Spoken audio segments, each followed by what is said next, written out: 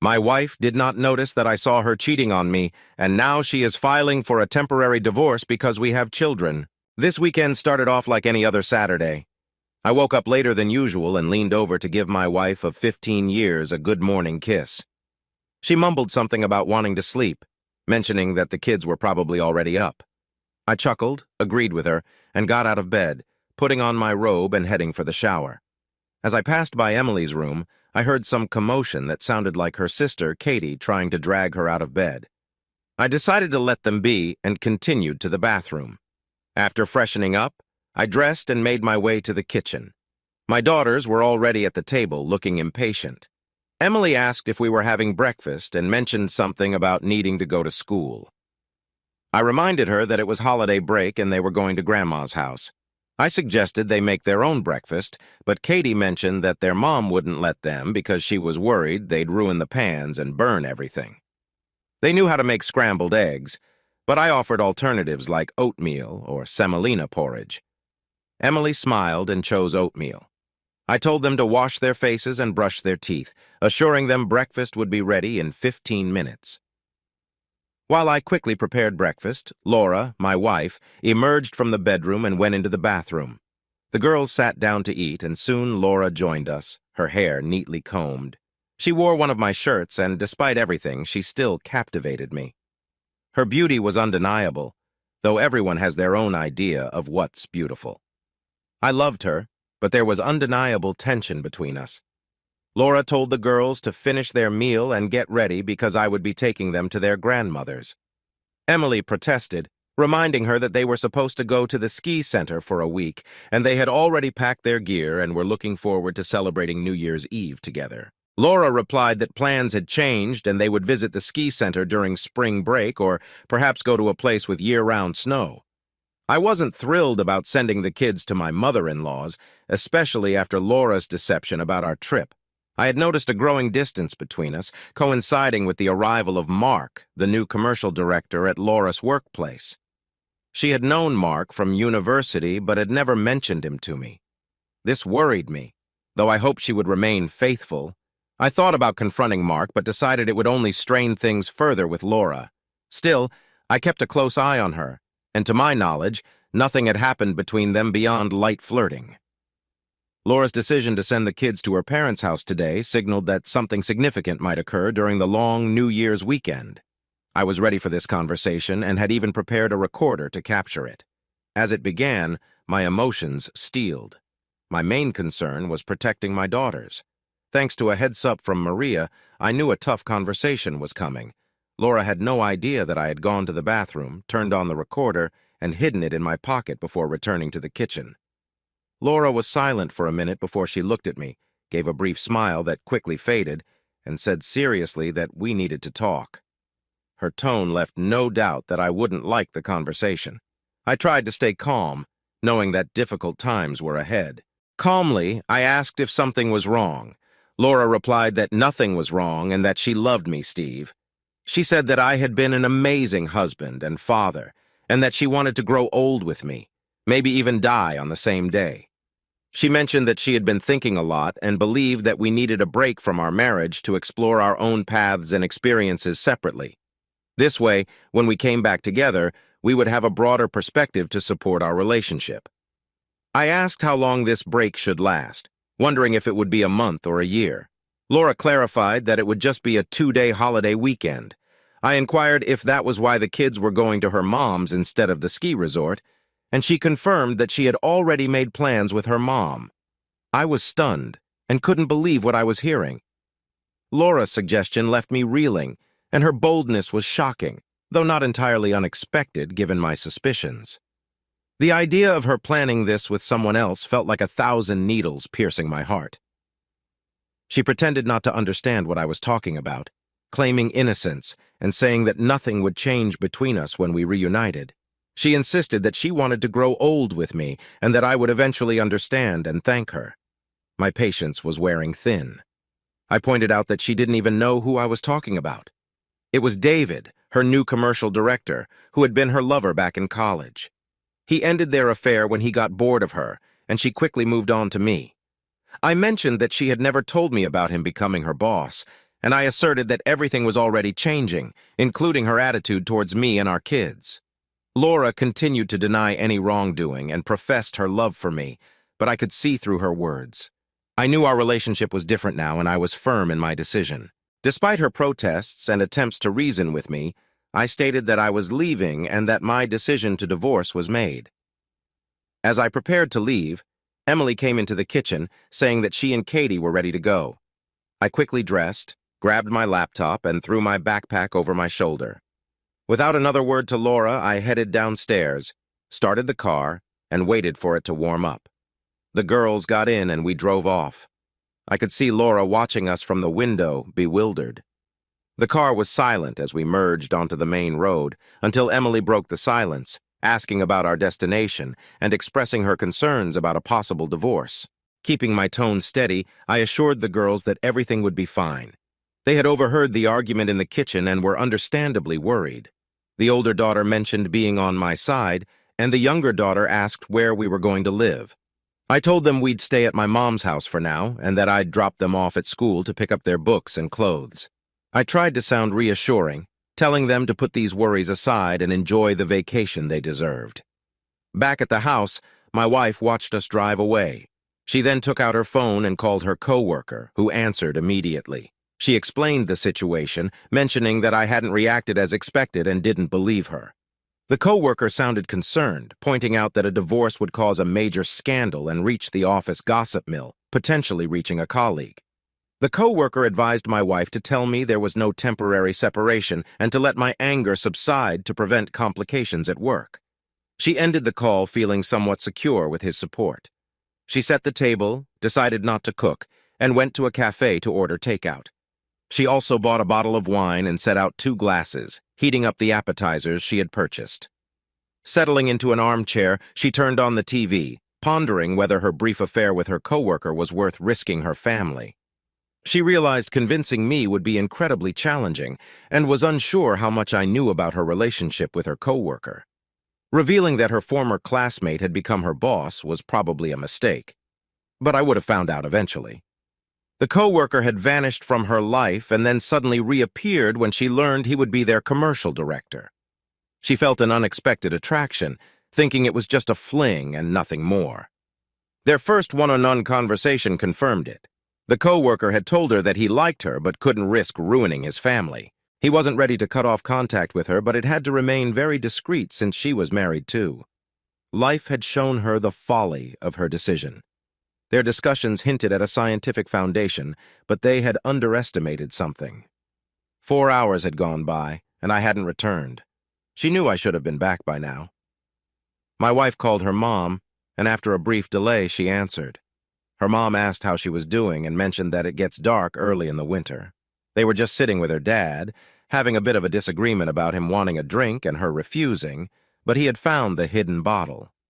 Her mom then asked when she would be bringing the girls to visit, making it clear that I hadn't. After the call, my wife contacted my parents. My dad, a retired military officer, answered. She asked if he had seen me and the kids. He replied that he knew about the situation, mentioning that I had called earlier. My wife tried to play down the situation, but my dad was direct, stating that he had been informed about the potential divorce. She protested, saying it was a misunderstanding and not something that would lead to a divorce. My dad, however, brought up the issue involving a colleague from her work, noting that I had mentioned it during breakfast. He recounted how I had talked about the proposed separation, her cancellation of it, and my decision to pursue a divorce instead. My dad expressed frustration, pointing out that I had left to sort things out and didn't plan on coming back immediately. He also mentioned that I knew about her affair with her colleague. When he suggested I should come back and resolve things in person, I had declined, stating my priority was the children and that they were on my side. My dad pressed for details, but my wife couldn't provide them, acknowledging her mistakes and realizing the impact of her actions. After the call with my dad, my wife phoned her colleague, but a woman answered, stating that she had kicked him out and he no longer had a phone. The woman revealed that she had moved cities because of his behavior and had no idea where he was now, suggesting he might be at my wife's place since he knew where she lived and worked. This revelation left my wife shocked and uncertain about the situation. Meanwhile, I was driving with my daughters to a ski resort out of town. I had a friend there, a former classmate who was now the director, and had arranged accommodation for us for the winter vacation. I called him and explained our situation, and he was more than willing to help. He assured me he would reserve a cabin and set things up for our arrival, also agreeing to keep our presence there confidential if anyone inquired. About an hour and a half later, we reached the ski lodge gates.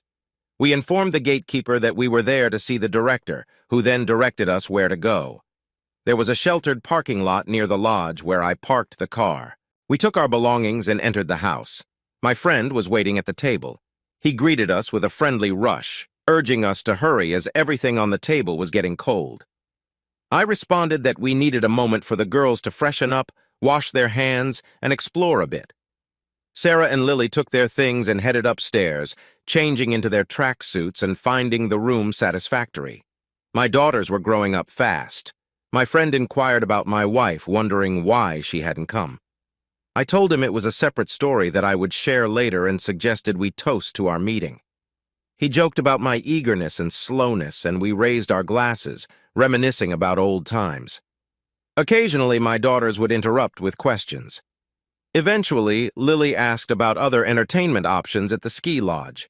He mentioned that there was a dance party in the hall. Lily was concerned about not having the right clothes for dancing, but he assured them there was no dress code. Sarah then asked if they could go, and he confirmed that they could. He called one of his staff members, who arrived a few minutes later to escort Sarah and Lily. After they left, my friend turned to me and asked why I had decided to get a divorce and what had happened. I reminded him of the rumors from our past when I used to date my wife, and how those rumors resurfaced with her new co-worker, who had recently become her boss. The co-worker's wife had divorced him and informed me of their emotional affair. My friend was shocked, but supportive. I explained that my wife had suggested a long weekend apart, supposedly to strengthen our marriage. However, I had always been skeptical of such ideas. Continuing life together with my wife had become unbearable, so I decided on a divorce.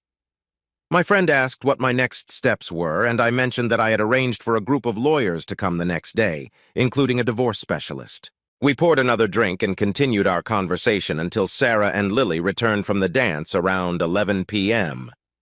A ski center staff member had been attentive and escorted them back to the lodge. I prepared a late supper for the girls, and we shared a meal together before they headed to their rooms. Sitting on my bed, I struggled to hold back tears. It had been a challenging day, and I couldn't forget everything my wife had done. I turned on the tape recorder and listened to the recording, reaffirming that my decision was the right one under the circumstances. The next morning, I woke up to a knock on my door. My daughters rushed into the room full of energy and excitement, eager to have breakfast and go skiing, followed by ice skating. We headed to the cafe for breakfast after changing into our skiing attire. We rented skis and took the lift up the mountain, enjoying skiing until lunchtime. In the afternoon, we returned to the cafe after changing, where we ran into my friend and his wife. He mentioned that the company we had discussed had arrived, including a divorce specialist. He invited me to meet him in his office, where he had a computer and printer set up for our use. I assured him I would appreciate his help with the girls. My friend mentioned taking my daughters, his wife, and her sister to the ice rink that night. We agreed to meet at his place afterward since the girls wanted to go dancing again.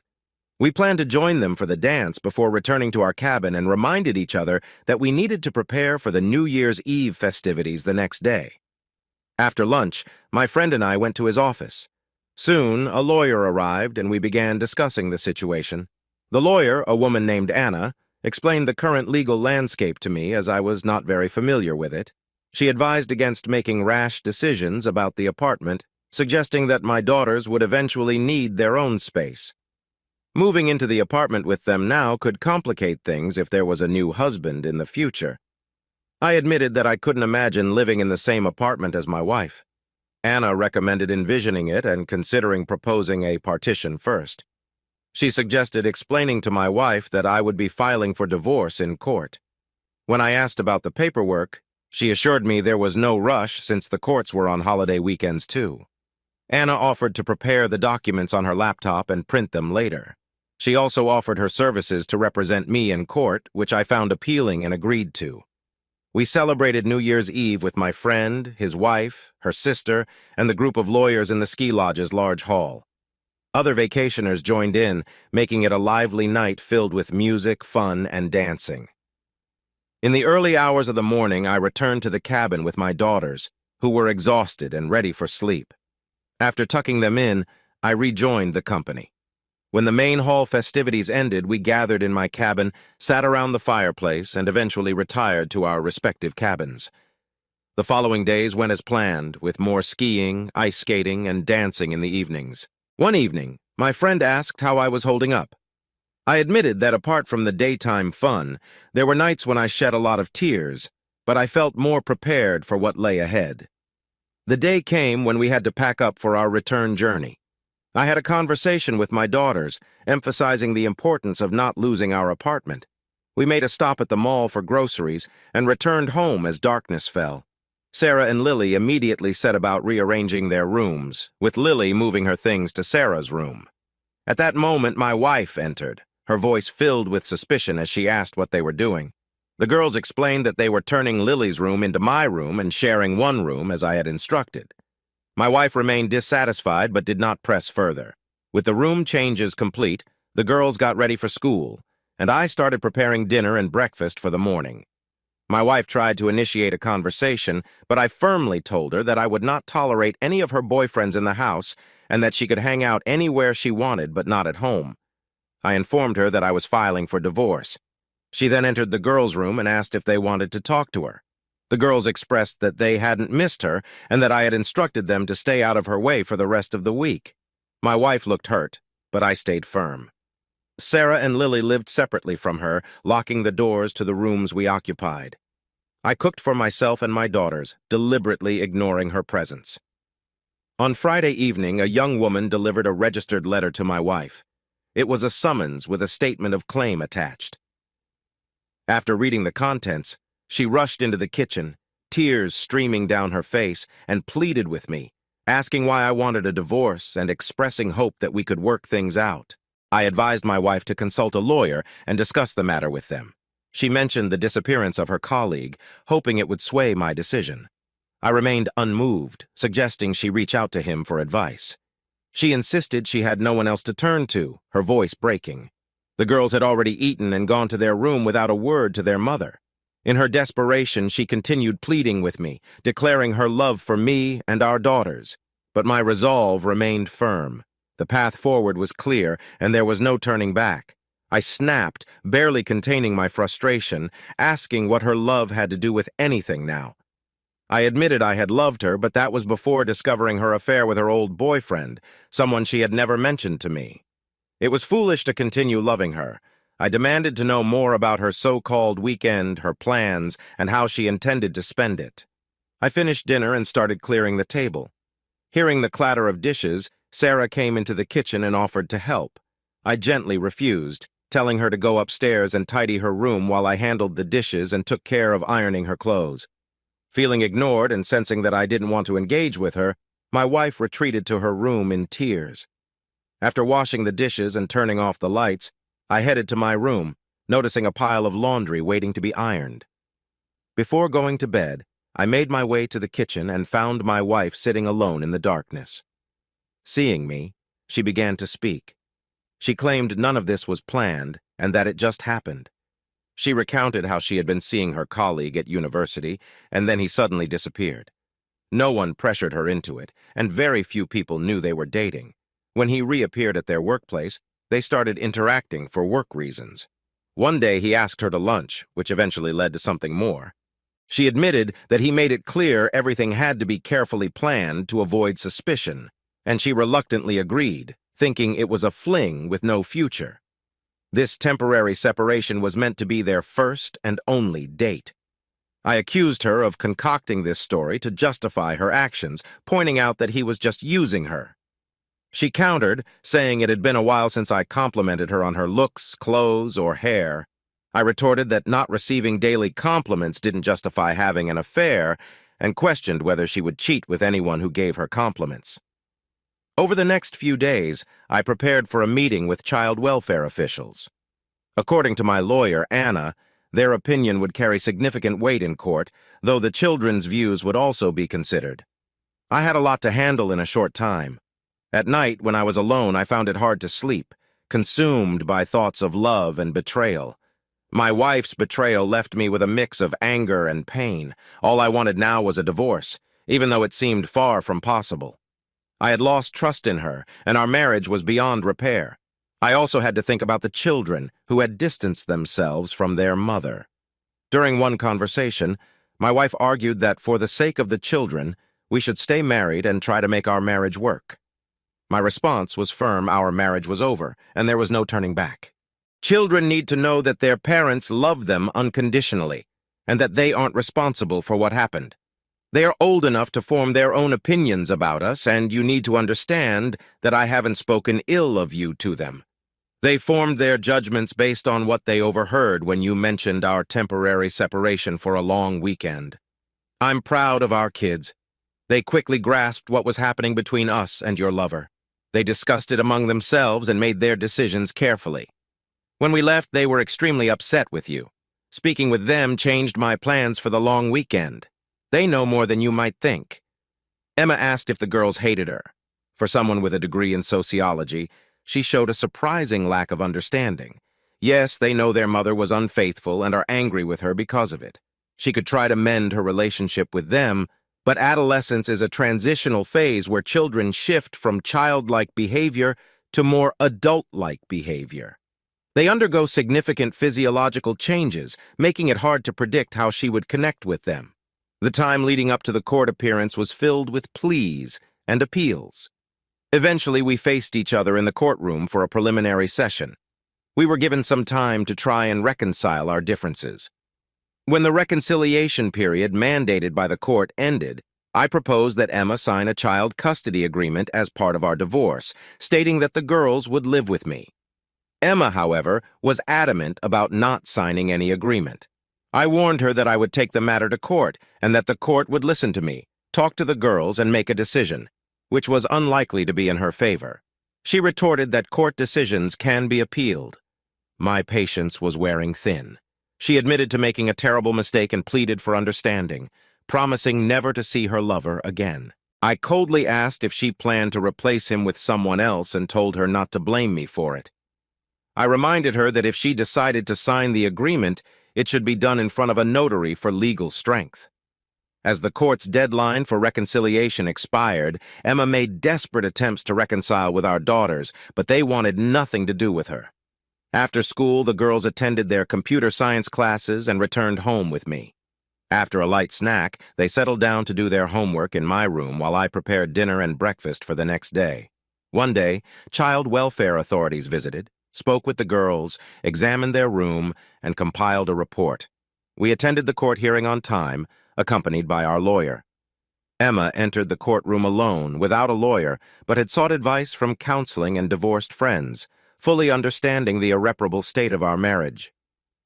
During the trial, she answered the court's questions briefly with simple yes or no responses.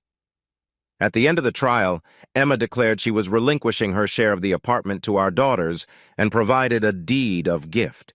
The judge noted she had already taken her personal belongings and that what remained would be removed within a week. She requested a court recess to sign the child support agreement I proposed. After the recess, she added that she was willing to voluntarily pay child support to me, understanding that the court's decision might not be in her favor.